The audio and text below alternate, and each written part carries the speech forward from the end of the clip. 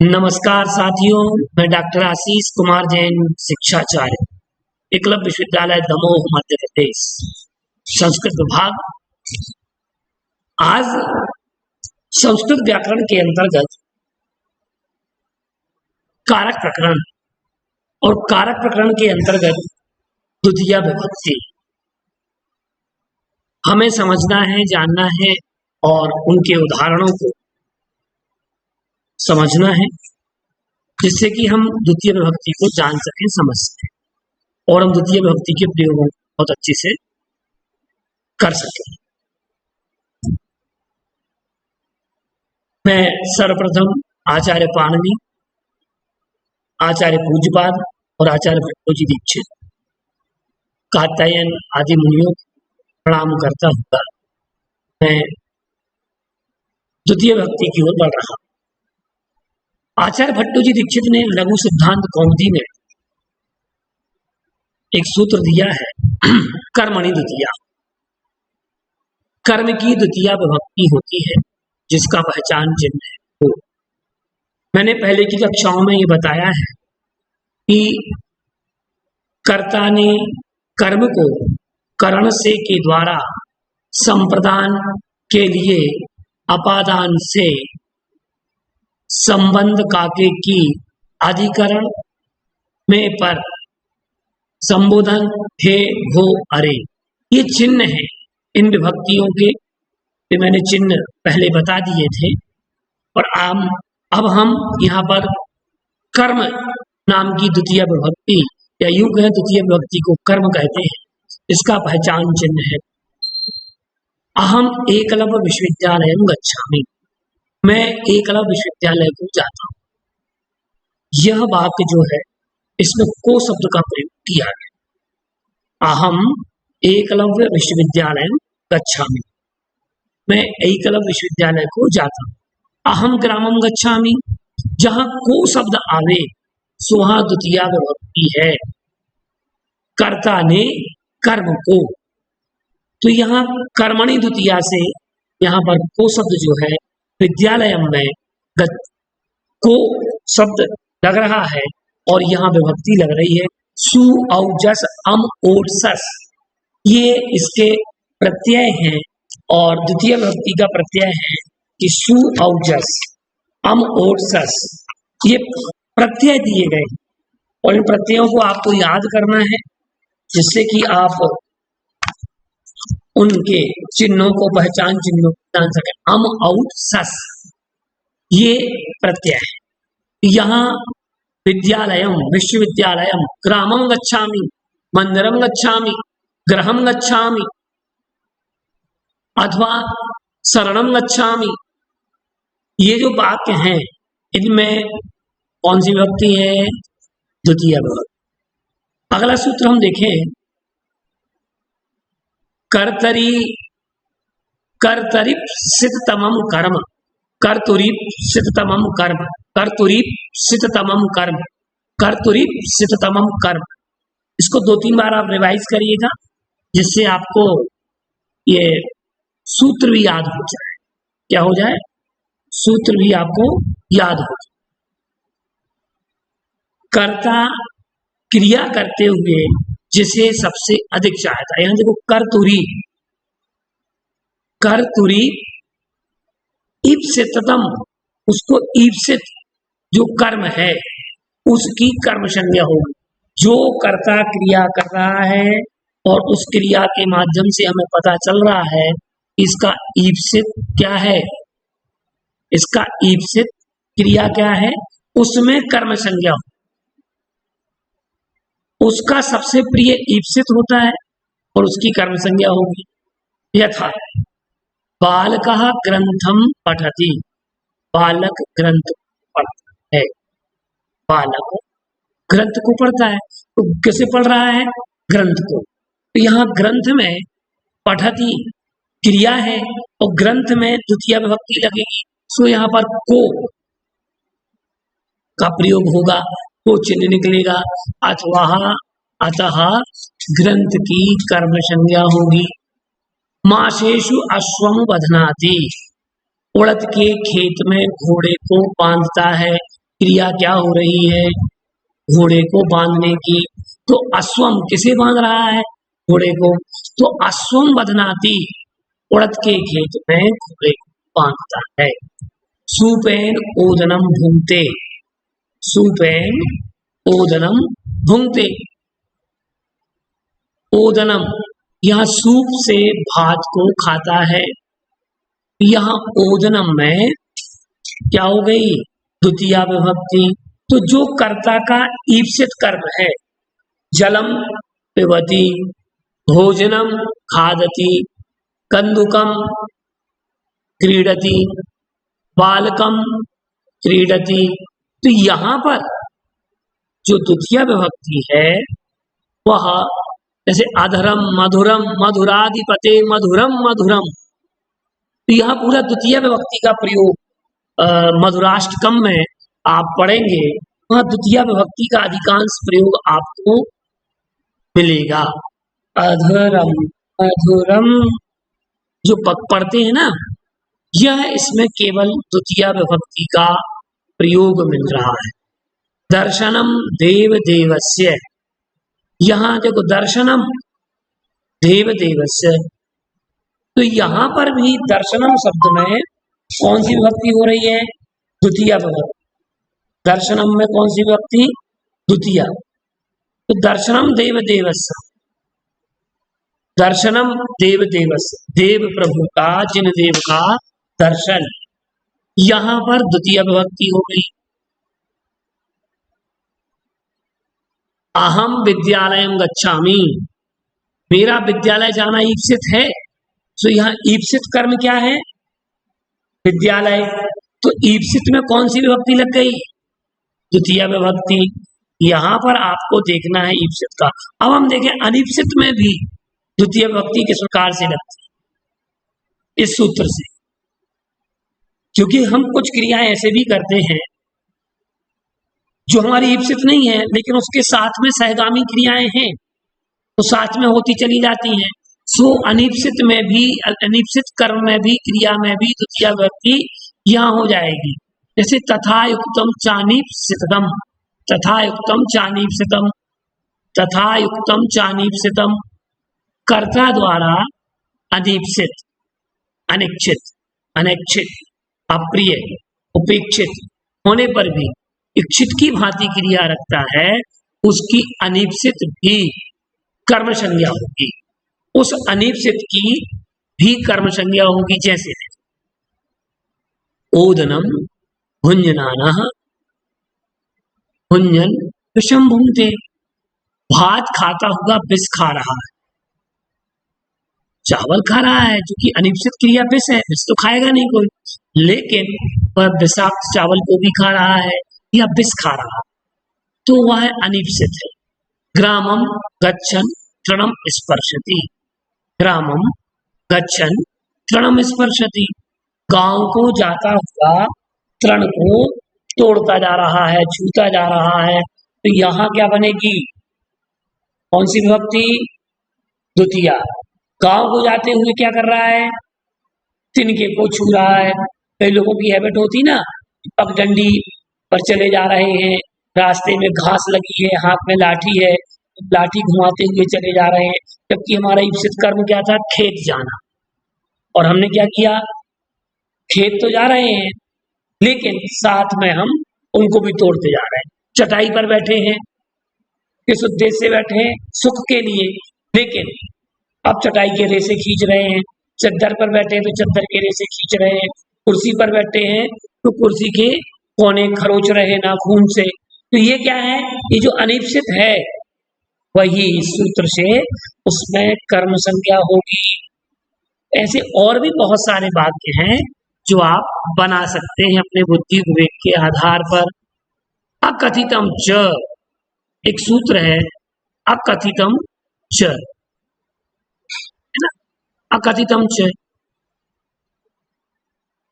अब अकथितम च से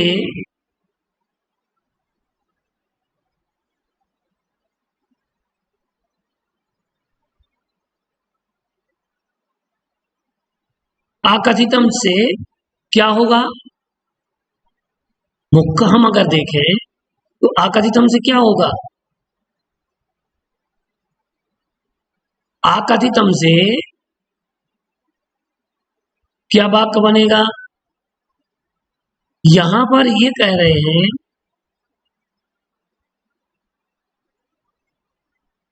कि अपादान, संप्रदान, करण, अधिकरण के द्वारा जिस कारक को कहने की इच्छा ना हो उसकी भी कर्म संज्ञा होगी, उसमें द्वितीय विभक्ति लगती है। और जो धातु है वो द्विकर्मक होती है, जो उसमें धातुएं प्रयुक्त होती हैं वो द्विकर्मक धातुएं प्रयुक्त होती हैं। तो यहां पर हम अगर देखें उसमें द्विकर्मक धातुएं प्रयुक्त हो रही हैं, ठीक है।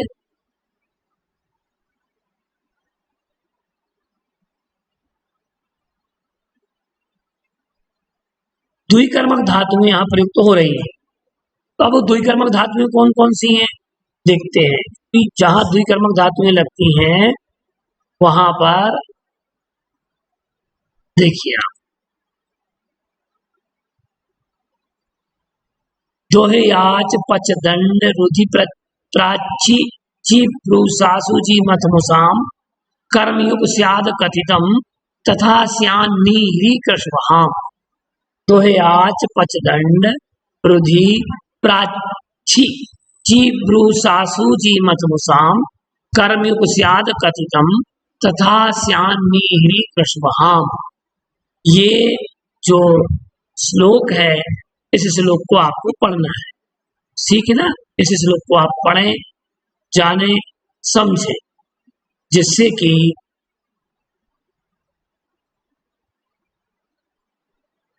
आप इससे समझ सके। तो दोहे आच, दोहे धातु द्विकर्मक धातु है और दोहे के लगने पर वहां पर दोहना काम पया दोग्धी, काम पया दोग्धी दोहता है। काम किसको? गाय से दूध दोहता है, गाय से दूध दोहता है। याच अर्थात मांगना, मांगने में देखें हम तो बामनः बलिम वसुधाम याचते, बामनः बलिम वसुधाम याचते। यहाँ कह रहे हैं बामन बलि से भूमि मांगता है। हमने पहले कहा है कि वहां देखो अपादान, करण, यह कर्ण कारक के साथ में भी देखो यहाँ से लाया, बामन से भूमि मांगता है, यहाँ से चिन्ह प्रयुक्त हो रहा है। तो यहाँ पर भी इनमें भी द्विकर्मक धातु का अगर प्रयोग होता है तो वहां पर तृतीय विभक्ति लगती है। यहाँ देखें हम कि बामन बलि से भूमि मांगता है। पच, पच धातु क्या है? पकाने के अर्थ में प्रयुक्त है। तो पचाने में हम देखें तो इसमें हम देखते हैं पचाने में तो माता तंडुलान ओदनम पचती, माता तंडुलान ओदनम पचती। तो माता चावल से भात पकाती है, माता चावल से भात पकाती है। क्या पका रही है? भात।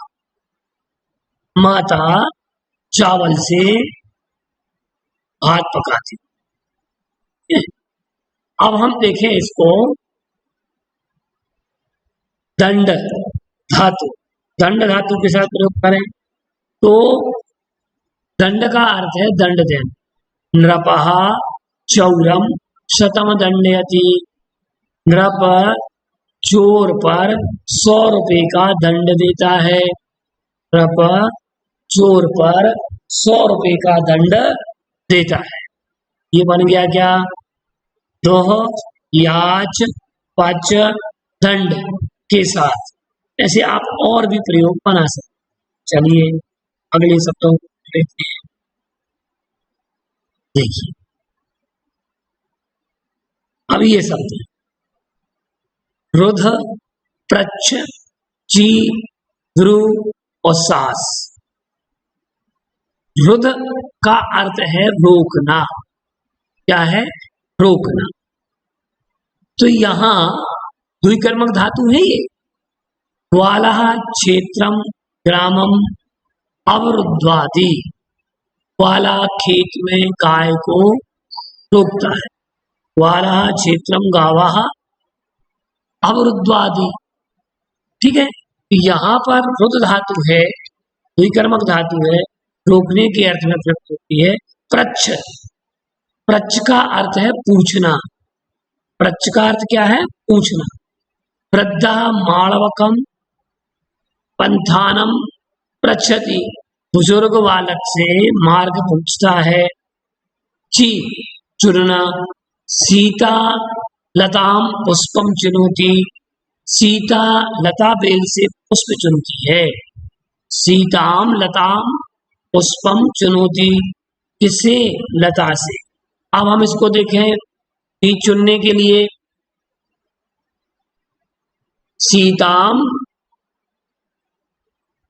आपणम सामग्री चुनौती। सीता दुकान से सामग्री चुनती है। चुनने के अर्थ में, यहाँ पर चयन करने के अर्थ में ये ची धातु का प्रयोग होता है। शिक्षक कक्षाम बालकम चुनौती। योग्य बालकम चुनौती। शिक्षक कक्षा से योग्य बालक को चुनता है। योग्य बालकान चुनौती। योग्य बालकों को चुनता है। ठीक है ना। ये वचनों का भी ध्यान रखना पड़ेगा आपको। इसमें लिंग के साथ में आपको वचन कि ये स्त्रीलिंग है, पुल्लिंग है, और इनका वचन, इनके शब्द रूप कौन कौन से होंगे, यह आपको ध्यान में रखना पड़ेगा। अब देखिएगा, इसमें गुरु शिष्यम धर्मम ब्रूते। ब्रू धातु, कौन सी धातु है? ब्रू धातु। गुरु में यहाँ गुरु शिष्यम धर्मम ब्रूते, गुरु शिष्य के लिए यहाँ अपादान संप्रदान कारक है। लेकिन संप्रदान के साथ भी यहाँ पर के लिए किसका चिन्ह है? के लिए जो है ये किसका चिन्ह है? के लिए किसका चिन्ह है? चतुर्थी का। ठीक है। गुरु शिष्यम धर्मम ब्रूते, गुरु शिष्य के लिए धर्म कहता है। अब यहां कहे मातुहु पुत्रम धर्मम ब्रूते, माता पुत्र के लिए धर्म कहती है। पितु पुत्रम धर्मम ब्रूते, पुत्र के लिए पिता धर्म कहता है, पिता पुत्र के लिए धर्म कहता है। शास धातु ये शिक्षा देने के अर्थ में है। शासन है, प्रशासन है, नियंत्रण है, इन सब के अर्थ में प्रयुक्त होती है। गुरु शिष्यम धर्मम शास्ति, गुरु शिष्य को धर्म की शिक्षा देता है। गुरु शिष्य को धर्म की शिक्षा देता है। यहाँ पर ये वाक्य बनेगा। तो यहाँ पर हमारा रुध, प्रच्छ, ची, रु और शास, इन धातुओं के प्रयोग हमारे बने। समझ में तो आ गया ना आप लोगों को? बहुत बढ़िया। कमेंट्स करने जाइए कमेंट्स बॉक्स में आप लोग। अब हम देखें यहाँ पर कि ये तो रुद्र धातु के साथ हो गया।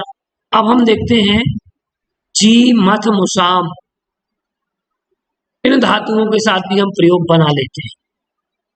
जी धातु, मथ धातु, मुस धातु, नय, नी। ठीक है ना। ये जो धातुएं हैं, इन धातुओं में हम रूप बनाते हैं। ठीक है।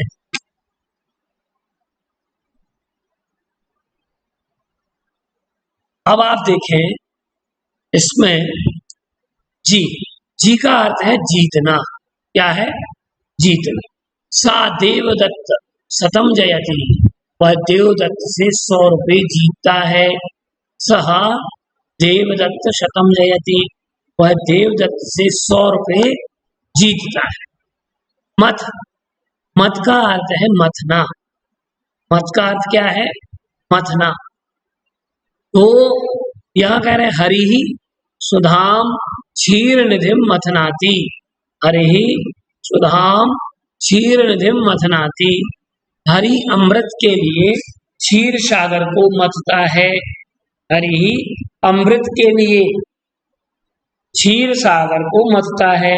अब यहां कहें कि मातुहु नवनीतम दुग्धम मथनाति, माता नवनीत मक्खन के लिए, घृतम घृत के लिए, दुग्धम मथनाति दूध को मथती है। माता घृत के लिए, माता इसके लिए मक्खन के लिए क्या कर रही है? दूध को मथ रही। ठीक है। चौराह रामम शतम मुष्णाति। अब मुष धातु जो है वो चुराने के अर्थ। यहां आप देखिएगा कि मुझसे आप लोग मूसक बोलते हैं, क्या बोलते हैं? क्या बोलते हैं? चूहे को। हाँ,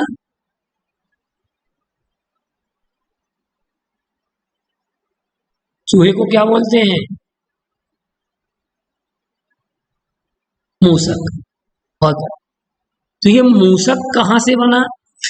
देखो, मुस का अर्थ है चोरी करने के अर्थ में। किसके अर्थ में? चोरी करने के अर्थ में मुस का प्रयोग होता है। अब आप देखिएगा कि मूसक शब्द, देखो मूसक का काम भी क्या है? मूसक भी क्या करता है? वो भी बिलों में रहता है, चोरी से सामान भी ले जाता है, खाता कतरता रहता है। तो इस मुस से ही मूसक बना है। क्या बना है? मूसक। चौराह रामम शतम मुष्णाति, चौर राम से 100 रुपये चुराता है। तो ये चोरी करने के अर्थ में प्रयोग हो रहा है मुष्णाति। अब नी धातु, नी का अर्थ है ले जाना। नी का अर्थ क्या है? ले जाना। अब किसे ले जाना? यहां बालकः ग्रामम अजाम नयति, बालक गांव में बकरी को ले जाता है। बालक ग्राम में बकरी को ले जाता है। अब यहां हम देखें और भी हम प्रयोग बना सकते हैं, जैसे शिक्षकः विद्यालयम बालकम नयति, शिक्षक विद्यालय में बालक को ले जाता है। माता मातुहु गृहम पुत्रम नयति, माता पुत्र को, पुत्र में माता घर में बालक को ले जाती है। तो यहाँ जो बन रहा है अजम, बालकम, विद्यालयम, गृहम, इन सब में विभक्ति लगेगी द्वितीया। तो ये हमारा जी, मथ, मुस, नय, नी, ये प्रयोग हमारे बन गए। ठीक है ना। अब आप देखें हर, कृष्ण, वह, ये इनके प्रयोग हमें समझना है। हर का, कृष्ण का, वह का। हर का अर्थ है हरण कर। क्या है? हरण कर। सह ग्रामम वृषभम हरति, वह गांव से बैल हरण करता है। रावणः रावणः पंचवटीम सीताम हरति, रावण पंचवटी से सीता को हरण करता है। तो यहाँ क्या बनेगा? कर्म लगा। रावण पंचवटी से सीता का हरण करता है, तो हरण कर रहा है। सह छलेन, सह छलम सीताम हरति, वह छल से, छलम सीताम हरति, वह छल से सीता को हरता है। तो ये जो प्रयोग है ये हर धातु के साथ बनेंगे।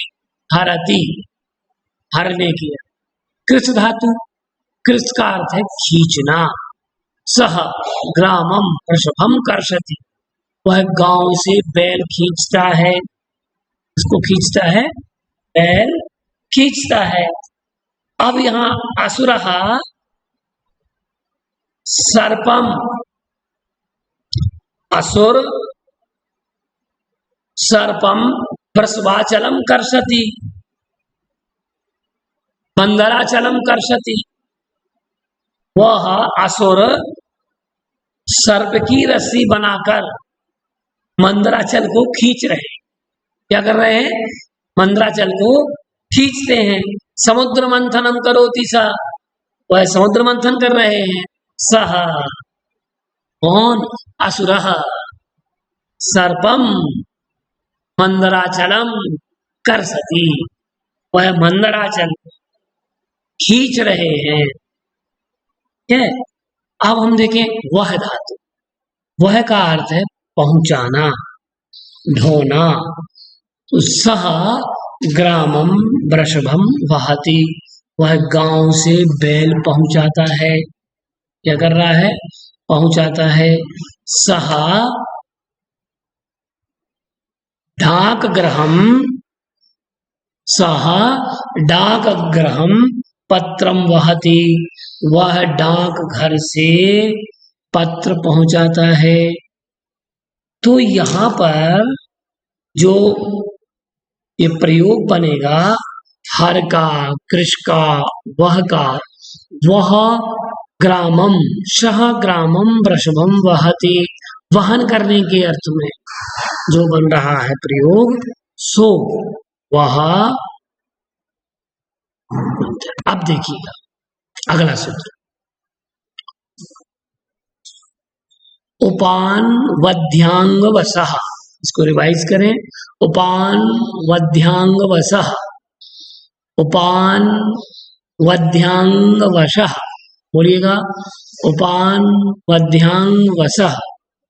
ये सूत्र द्वितीया विभक्ति में प्रयुक्त होता है।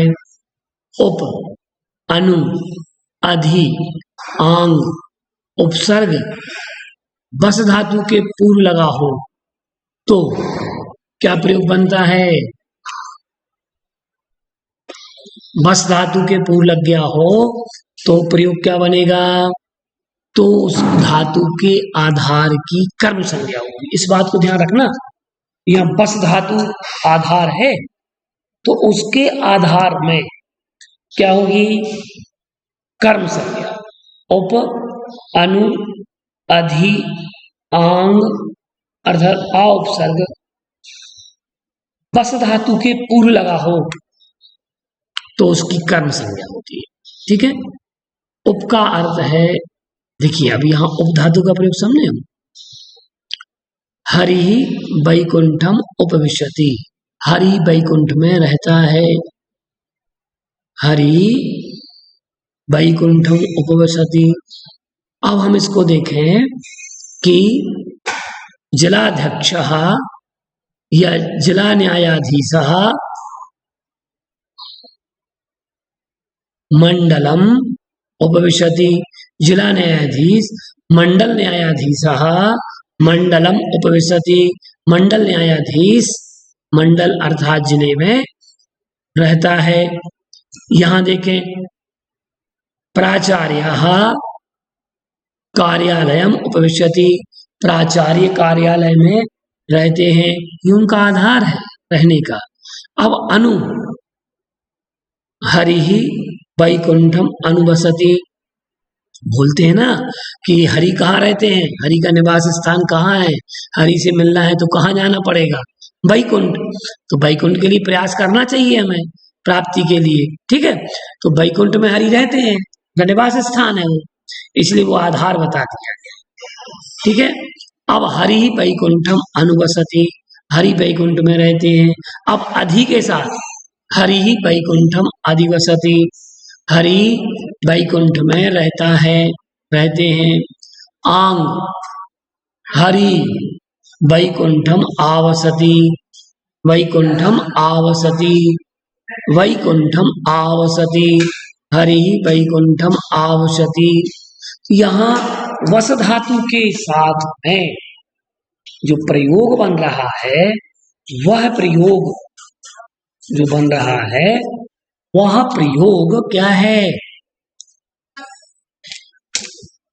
आधार है उसका, तो आधार की कर्म संज्ञा हो जाती है। अगला सूत्र हम देखें द्वितीय विभक्ति का, अधिशिंग स्थासाम कर्म, अधिशिंग स्थासाम कर्म, ये सूत्र लिखा हुआ है। अधिशिंग स्थासाम कर्म,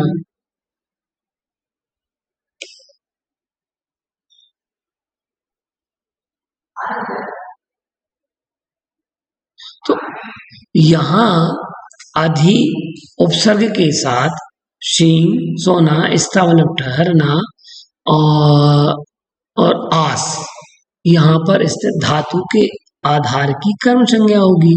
ये वैसा ही प्रयोग है जैसे हमने पूर्व में बताया था, हरि वैकुंठम अधिसेते, हरि वैकुंठ में सोता है, हरि वैकुंठम अधितिष्ठति, ठहरते हैं वैकुंठ में, हरि वैकुंठम अध्यास्ते, हरि वैकुंठ में बैठता है। यहाँ ये प्रयोग बनेगा। अब हम देखें शींग स्था, ठहरना, आस, स्थित, उपसर्ग ना हो तो वहां अधिकरण की सप्तमी विभक्ति, हरि वैकुंठम सेते, हरि वैकुंठ तिष्ठति, हरि वैकुंठे आस्ते, ये बनेगा प्रयोग। ठीक है ना। अब अगला सूत्र देखें हम, अभिनिविशश्च, दिखाई दे रहा है आप लोगों को? हाँ, स्क्रीन पे दिख रहा है ना? थोड़ी स्लाइड मिस्टेक कर रही है थोड़ा सा, ठीक। अभिनिविशश्च, अभि और नि उपसर्ग पूर्वक धातु करने पर, धातु के आगे लगने पर क्रिया के आधार की कर्म संज्ञा होती है। ठीक, कर्म संज्ञा। धार्मिक सन्मार्गम अभिनिविशते, ये प्रयोग बनेगा इस सूत्र से। अब हम देखें ये काला धनोरत्यंत संयोगे च, काला धनोरत्यंत संयोगे च, पढ़िए इसको दो बार, काला धनोरत्यंत संयोगे च, रिवाइज करें एक बार और, काला धनोरत्यंत संयोगे च, समय और मार्गवाचक शब्दों के अत्यंत संयोग में, अर्थात क्रिया की समाप्ति के साथ फल या ज्ञान, फल का ज्ञान बोध न हो तो समय और मार्गवाचक शब्दों में द्वितीय विभक्ति लगती है। जब हमें मार्ग पूरा हमारा तय ना हो और हमें एक काउंटिंग पता ना हो, समय निर्धारित ना हो, अनिश्चित हो, तो ऐसे अनिश्चित के उसमें हम, और हमें संख्या बताना भी आवश्यक है, मार्ग बताना भी आवश्यक है, तो मार्गवाची और कालवाची, इनमें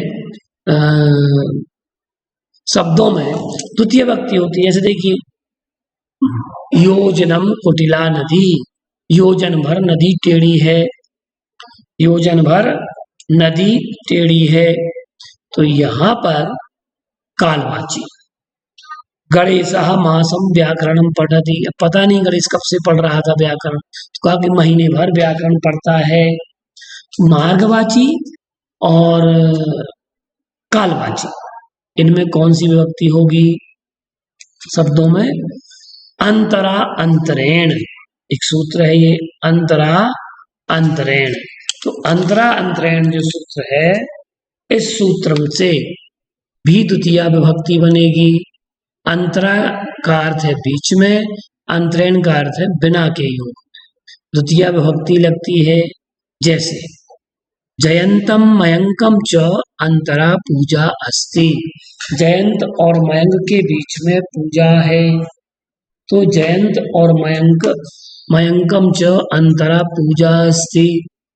रमेशः पुस्तकम अंतरेण न पठति, रमेश पुस्तक के बिना नहीं पढ़ता, रमेशः पुस्तकम अंतरेण न पठति, उसके बिना नहीं पढ़ सकता, जो मुख्य क्रिया है ठीक है ना। ये वाक्य हमने इसमें बनाया अंतरेण के, अंतरेण अर्थात बिना अर्थ में। जैसे कि हम इसमें वाक्य बना सकते हैं कि रमेशः व्यजनम अंतरेण न तिष्ठति, रमेश पंखे के बिना नहीं बैठता है। ठीक है। आसंदम अंतरेण न तिष्ठति, कुर्सी के बिना, चौकी के बिना, आसन के बिना नहीं बैठता है। ये प्रयोग बनेगा। ठीक है। अगला सूत्र है एनपा द्वितीया। एनपा प्रत्यान शब्द के योग में द्वितीया अथवा षष्ठी विभक्ति लगती है, ये ध्यान रखना। विजय विजय लक्ष्मी नगरम, ये बनेगी द्वितीया, नगरस हो जाएगी षष्ठी। उत्तरेण निवसति, विजय लक्ष्मी नगर की उत्तर दिशा में रहती है। उत्तरेण उद्यानम, उद्यानस्य नदी वर्तते, ऐसे प्रयोग में बनेगी। अब देखिएगा कुछ शब्द ऐसे हैं जिनमें द्वितीय विभक्ति का प्रयोग होता है, तो इसमें हम समझें अभिता, उभयता, परिता, सर्वता। ये जो शब्द हैं अभिता, उभयता, परिता, इन शब्दों के प्रयोग, इनके आने पर अगर इस शब्द का प्रयोग होता है, वाक्यों में आवृत्ति होती है, तो वहां आपको पहचान लेना है यहाँ पर द्वितीय विभक्ति है। ठीक है। अभिता उभयता दोनों, विद्यालयम अभिता ऑब्लिक उभयता वृक्षाः सन्ति, विद्यालय के दोनों ओर क्या है, वृक्ष हैं। परितः अर्थात चारों ओर, कृष्णम परितः गोपाः सन्ति। ठीक है। कृष्णम परितः गोपाः सन्ति। सर्वथा का अर्थ है चार, सभी ओर। अध्यापक अध्यापकम सर्वथा बालकाः सन्ति, अध्यापक के सभी ओर बालक हैं, ये वाक्य बनेगा। ठीक है। तो अभिता परिता, फिर आया समया निक्सा, या समया निक्सा। समया का अर्थ है समीप, जननी में समया बालकाः अस्ति, माँ के समीप बालक है। ठीक है। निक्सा अर्थात इसका अर्थ भी समीप, ग्रामम निक्सा मंदिरम अस्ति। जो निक्सा शब्द है, तो निक्सा शब्द निकलना, जैसे कि हम बोलते ना बस हमारे घर से निकलते ही मंदिर है, घर के निकलते ही बस स्टैंड है, घर से निकलते ही रेलवे स्टेशन है, रेल स्थानक है। तो यहाँ कह रहे गांव के समीप मंदिर है, तो यहाँ कहा कि ग्रहम निक्सा रेल स्थान का मस्ती, ग्रहम निक्सा बस स्थान का मस्ती। ये ऐसे प्रयोग बनेंगे। ठीक है। अब हम देखते हैं अगला प्रयोग, हा और प्रति। हा का अर्थ है सो का अर्थ में, प्रति का अर्थ है ओर। हा कृष्णा भक्तम, हाय कृष्ण के भक्त। प्रति का अर्थ है ओर। सहा आपणम प्रति चलती, वह बाजार की ओर चलता है। सहा एकलव्य विश्वविद्यालय प्रति चलती, प्रति चलती वह विश्वविद्यालय, एकलव्य विश्वविद्यालय की ओर चलता है। ठीक है। तो यहाँ प्रति शब्द जैसे हमेशा एक सामान्य वाक्य में बोलते ना, प्रति, मेरे प्रति, उसके प्रति बोलते ना, उसके प्रति, उसके ओर। प्रति का अर्थ जो है शब्द है उसका अर्थ क्या है, ओर। प्रति मतलब ओर। तो सह आपणम प्रति चलती, उसका उसके प्रति लगाव नहीं है। गुरु का शिष्यों के प्रति स्नेह होता है, वात्सल्य होता है। ऐसे वाक्य हम बना सकते हैं कि शिक्षका बालकम प्रति स्नेह, माता बालकम प्रति स्नेह, वात्सल्य, ममत्व, ये प्रयोग बन जाएंगे। ठीक है ना। अब हम देखें अगला वाक्य, अगले कुछ प्रयोग। धिक अधो अधा अध्यधि, धिक का अर्थ है धिक्कार, धिक दुष्टम, दुष्ट को धिक्कार। अधो अधा नीचे नीचे, अधो अधा जलम अस्ति, नीचे नीचे जल है। अध्यधि अंदर ही अंदर, लोकम अध्यधि ईश्वरः अस्ति। ठीक है। बिना उपरि, अनु और यावत। ये रानु पुस्तक बिना न पठति, बिना का अर्थ बिना। उपरि ऊपर ऊपर, सूर्या लोकम उपरि अस्ति, सूर्य लोक संसार के ऊपर ऊपर है। अनु अर्थात पीछे, आरक्षका चौरम अनुधावती, पुलिस चौर के पीछे दौड़ती है। तो ये और यावत, बालकः क्रीड़ा क्षेत्रम यावत चलति। फिर देखो ये फिर से पुनः अभिता उभयता परिता सर्वता समया निक्सा हा अधिक प्रति अधो अधा अध्यधि, ठीक है। और बिना उपरि, क्रिया विशेषण द्वितीया, क्रिया के विशेषण में भी द्वितीया विभक्ति होती है। विशेषता बतलाने के लिए अव्यय अथवा गुणवाचक संज्ञा में विशेषणों में द्वितीया विभक्ति होती। कच्छपः मंदम मंदम चलति, शीघ्रम शीघ्रम चलति। तो ये जो प्रयोग है ये द्वितीय विभक्ति के थे। तो हमने प्रयोग जाने क्रिया विशेषण द्वितीया, बिना उपरि अनु यावत, धिक धिक धिक अधो अदाद्यदि, हा प्रति, समया निक्सा अभिता उभयता परिता, एनपा द्वितीया अंतरांतरेण, काला धनुरत्यंत संयोगे च, अभिनिविशश्च, अधिसीनिस्ता साम कर्म, उपान वध्वांग वसः, हर कृष वह, जी मथ मुस नयनी, रुद प्रच ची ब्रू साश, ये धातुएं थी, ठीक है। अकथितम च, तथा युक्तम चानीप्सितम, कर्तुरीप्सितमम कर्म, कर्मणि द्वितीया। इस प्रकार से हमारा आज द्वितीय विभक्ति का प्रकरण पूरा हुआ। अगली कक्षा में हम